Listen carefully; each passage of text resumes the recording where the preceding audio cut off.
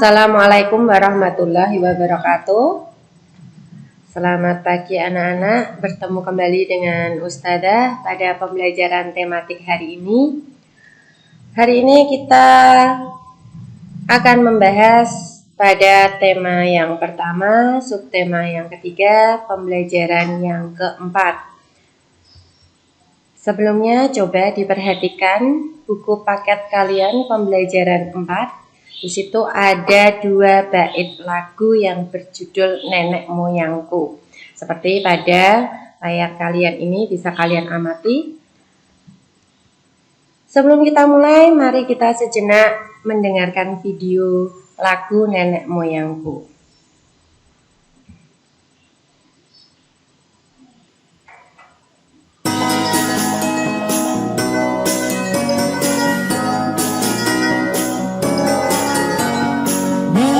Moyangku seorang pelaut, gemar mengarung luas samudra, menerjang ombak, tiada takut, menempuh badai sudah biasa.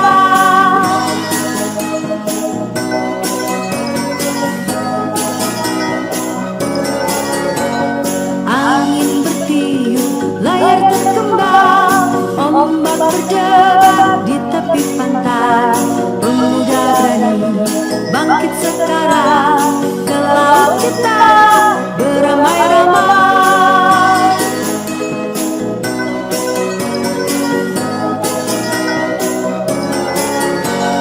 Nenek moyangku seorang pelaut, gemar mengarung luas samudra, menerjang ombak, tiada takut, menempuh badai sudah biasa.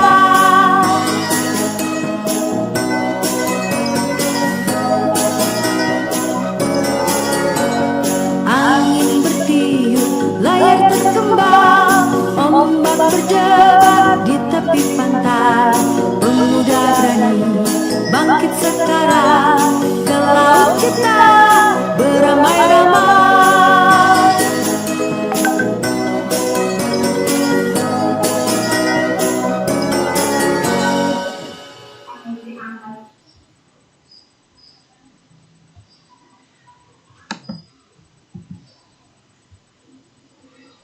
Nah, itu adalah lagu Nenek Moyangku.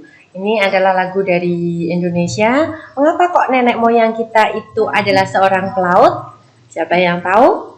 Iya, karena negara kita adalah negara kepulauan. Tentu saja banyak laut, sehingga banyak yang bekerja sebagai nelayan dan pelaut. Itu ya sejarah dari adanya lagu Nenek Moyangku seorang pelaut. Kalian bisa mencoba di rumah menyanyikan lagu ini. Baik, kita lanjutkan untuk pembelajaran dan pokok bahasan hari ini. Kita akan membahas 3 hal. Yang pertama adalah masih sama, kita mengulas menentukan ide pokok paragraf. Kemudian kita akan membahas tentang pengaruh kondisi geografis Indonesia. Yang terakhir, kita bahas tentang keputusan bersama. Kita mulai satu persatu. Coba diperhatikan. Cara membaca yang benar untuk menemukan ide pokok. Anak-anak, sebelumnya kalian sudah tahu langkah-langkah menentukan ide pokok. Nah, sekarang Ustadzah akan memberikan paparan tentang cara membaca yang benar supaya kalian mudah menemukan ide pokok. Yang pertama adalah konsentrasi pada bacaan yang dibaca. Yang kedua, bacalah dalam hati, tidak menggerakkan bibir, tidak bersuara, serta tidak mengeja per kata. Di sini maksudnya kalian membaca seksama dan intensif, tidak bersuara. Selanjutnya, yang ketiga adalah pandangan mata ke arah tulisan. Jangan menggerakkan kepala ke kanan dan ke kiri. Hanya mata yang bergerak ke kanan dan ke kiri. Ini akan lebih membantu konsentrasi kalian. Terakhir adalah rumuskan ide pokok setiap paragraf pada bacaan tersebut. Ini adalah cara membaca yang benar supaya kalian lebih mudah menemukan ide pokok. Masuk ke literasi. Coba anak-anak bukalah buku paket tematikmu halaman 158. Ini masih di pembelajaran yang keempat ya. Kemudian bacalah teks bacaan. Di situ ada yang berjudul teks Kapal Pinisi Kapal Penjelajah Dunia. Di situ akan dijelaskan asal muasalnya kapal pinisi dan digunakan untuk apa kapal pinisi tersebut. Silahkan kalian baca. Setelah kalian selesai membacanya, maka kalian harus menemukan ide pokok setiap paragraf. Karena di dalam teks itu ada 10 paragraf, berarti tentu saja secara otomatis ada 10 ide pokok yang harus kalian temukan per paragraf 1 ide pokok. Setelah kalian temukan, maka tuliskan ide pokok tersebut pada buku tulis berbentuk tabel yang sesuai atau seperti pada buku halaman 160. Ayo kerjakan, jangan ditunda-tunda ya. Kita lanjutkan pada pembahasan pengaruh kondisi geografis Indonesia sebagai negara maritim terhadap budaya masyarakat. Sudah tahu ya, kenapa kok Indonesia disebut negara maritim? Karena sebagian besar wilayah Indonesia adalah berupa perairan atau laut. Nah, itu tadi yang memunculkan ada lagu Nenek Moyangku Seorang Pelaut. Oke, apa pengaruh kondisi geografis Indonesia sebagai negara maritim terhadap budaya masyarakat? Ternyata banyak pengaruhnya, ada 4. Yang pertama adalah kita lihat dari ciri-ciri keragamannya dulu. Dengan adanya Indonesia sebagai negara maritim, maka akan banyak ciri keragaman budaya lokal Indonesia. Yang pertama adalah keragaman suku bangsa. Ini bisa kita lihat, biasanya satu pulau saja ada beberapa suku bangsa. Apalagi Indonesia yang memiliki banyak pulau. Tentu saja keragaman suku bangsa Indonesia juga sangat banyak. Yang kedua adalah keberagaman bahasa. Setiap suku bangsa memiliki bahasa daerahnya masing-masing. Jadi akan ada banyak sekali bahasa daerah di Indonesia. Ketiga adalah keberagaman religi. Ini karena di Indonesia mengakui adanya 6 agama, tentu saja di seluruh wilayah Indonesia juga ada 6 agama yang dianut oleh masyarakat Indonesia. Terakhir adalah keberagaman seni dan budaya. Ini setiap daerah memiliki kesenian dan budayanya masing-masing, baik itu seperti pakaian adat, tarian, kemudian senjata, dan lain sebagainya. Nah, apa dampak kondisi geografis Indonesia di segi kebudayaan? Coba perhatikan, di sini ada gambar bermacam-macam budaya daerah dari berbagai daerah di Indonesia. Perhatikan, ini tidak terletak dalam satu daerah ya, ini menyebar di seluruh wilayah Indonesia. Ternyata kondisi geografis itu juga memberikan dampak pada segi kebudayaan. Yang pertama, dampaknya adalah karena mudahnya pengaruh luar masuk ke Indonesia, maka masyarakat Indonesia lebih mengenal budaya asing.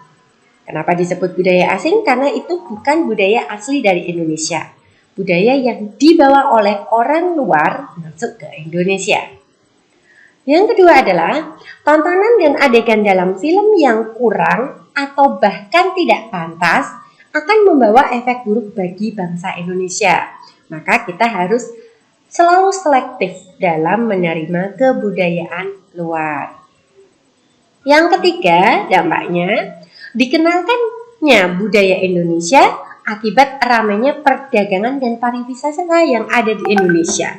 Di sini bisa diartikan bahwa dengan adanya pariwisata dan perdagangan, maka budaya Indonesia juga banyak dikenal di luar negeri.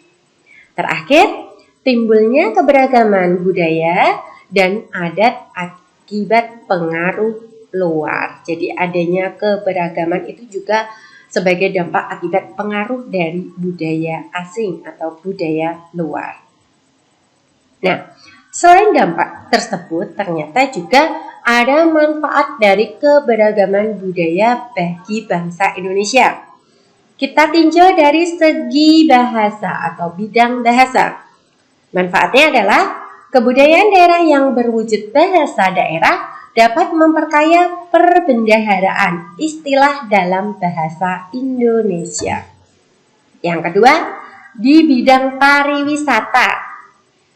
Potensi keberagaman budaya dapat dijadikan sebagai objek dan tujuan wisata yang dapat menghasilkan devisa bagi negara. Ini adalah manfaat adanya keberagaman budaya bagi bangsa kita, bangsa Indonesia. Kita lanjutkan. Kita masuk kepada pengaruh kondisi geografis Indonesia sebagai negara maritim terhadap transportasi masyarakat. Kalau tadi kita membahas itu dampaknya pada budaya Indonesia, sekarang kita terhadap transportasi masyarakatnya bagaimana? Kondisi geografis Indonesia tentunya adalah sebagai negara maritim, negara kepulauan yang banyak wilayah perairan. Kita tinjau jalur transportasinya. Karena negara Indonesia adalah negara maritim, maka jalur strategis yang bisa digunakan untuk menghubungkan antara pulau yang satu dengan pulau yang lain adalah jalur laut dan jalur udara. Kita mulai dari darat. Apakah darat bisa digunakan? Bisa. Moda transportasi kereta api, bus, dan mobil yang digunakan untuk menghubungkan daerah satu dengan daerah yang lain dalam satu pulau. Artinya, transportasi darat atau jalur transportasi darat bisa kita gunakan jika itu kita berpergian dari satu daerah ke daerah yang lain dalam satu pulau. Itu bisa kita gunakan contohnya kereta api ataupun bus. Jika jalur laut, maka ketersediaan pelabuhan yang memadai dan jumlah kapal yang banyak bisa meningkatkan mobilitas masyarakat antar pulau. Jadi kalau jalur laut ini digunakan jika berpergian ke lintas pulau. Namun dengan syarat harus ada ketersediaan pelabuhan yang memadai. Alat transportasinya yaitu kapal. Yang ketiga adalah jalur transportasi udara. Sarana pendukung untuk pesawat adalah tentu saja ketersediaan bandar udara atau bandara serta lapangan udara. Jadi selain menggunakan kapal dan jalur laut, kita bisa menggunakan jalur udara yaitu dengan menggunakan pesawat terbang untuk bepergian ke lintas pulau. Nah, alat transportasinya tentu saja pesawat terbang. Nah, anak-anak coba perhatikan di sini Ustadzah punya peta Indonesia dengan jalur darat, jalur laut, serta jalur udaranya. Garis-garis yang berwarna hitam ini adalah jalur transportasi antar pulau yang menghubungkan antar kota yang diberi tanda lingkaran merah.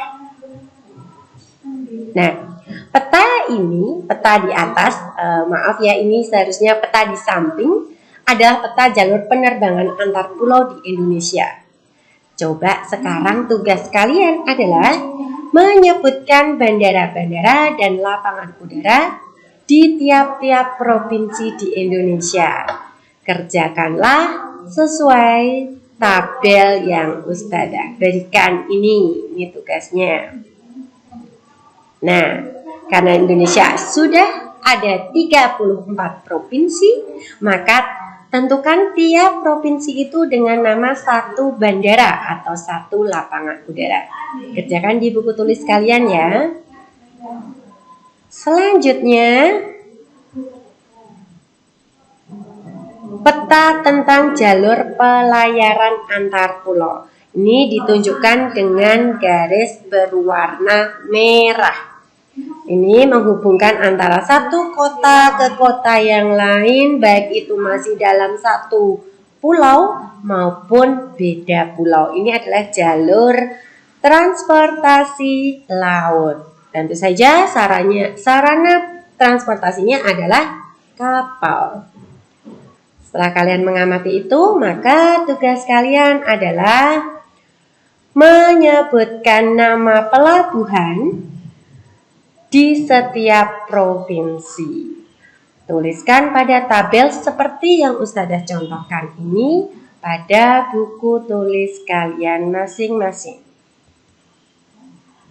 Baik, kita sampai pada pokok bahasan yang terakhir, yaitu kita berbicara tentang keputusan bersama. Kita lihat dari segi arti, apa itu keputusan bersama? Keputusan bersama adalah keputusan yang diambil atas dasar persetujuan dan kesepakatan bersama. Ini adalah arti dari keputusan bersama. Kemudian tujuannya untuk apa? Keputusan bersama ini bertujuan untuk memutuskan sesuatu yang akan menjadi kepentingan orang banyak. Itu tujuan dari keputusan bersama. Selanjutnya syaratnya bagaimana?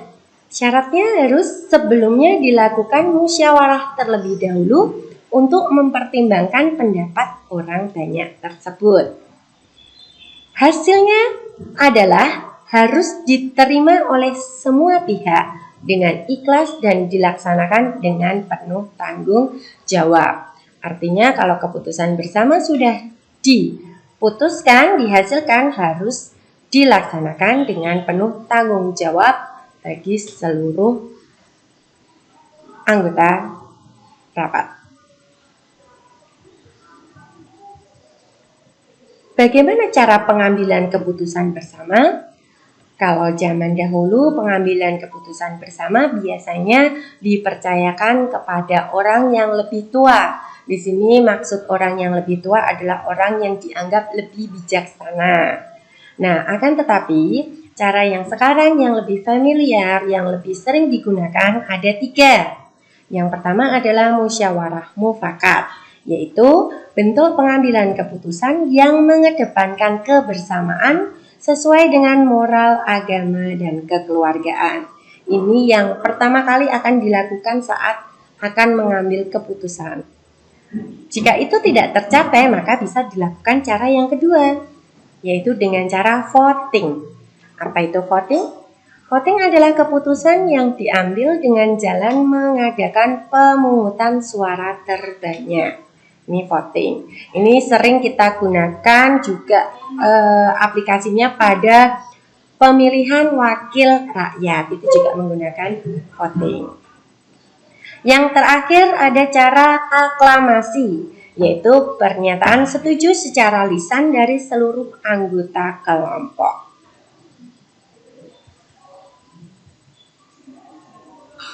Nah, anak-anak, tadi kalian sudah belajar tentang keputusan bersama. Kira-kira sikap dalam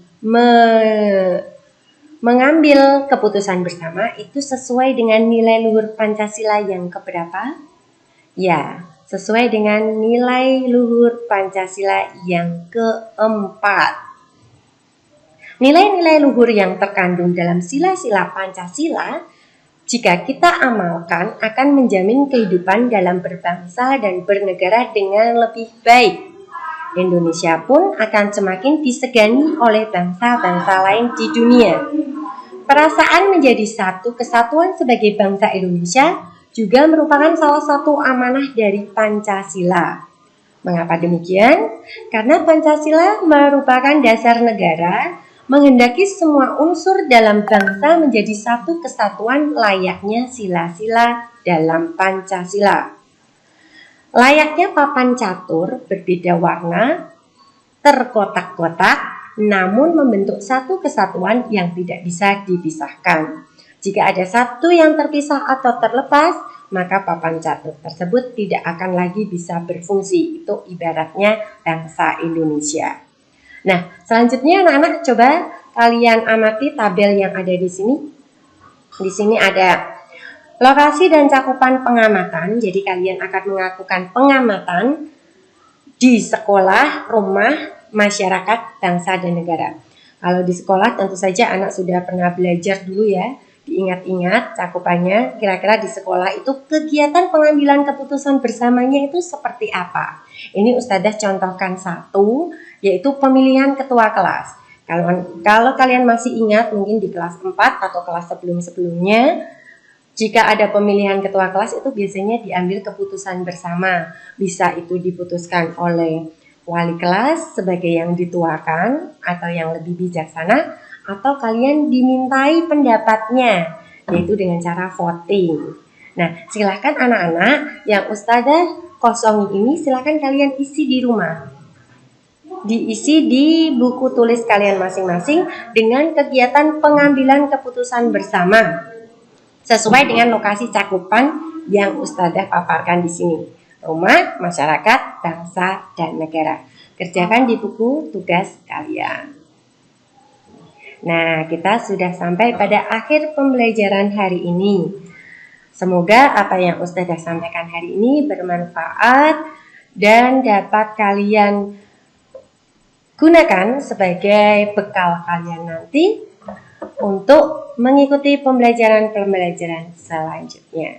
Ustadzah akhiri. Wassalamualaikum warahmatullahi wabarakatuh.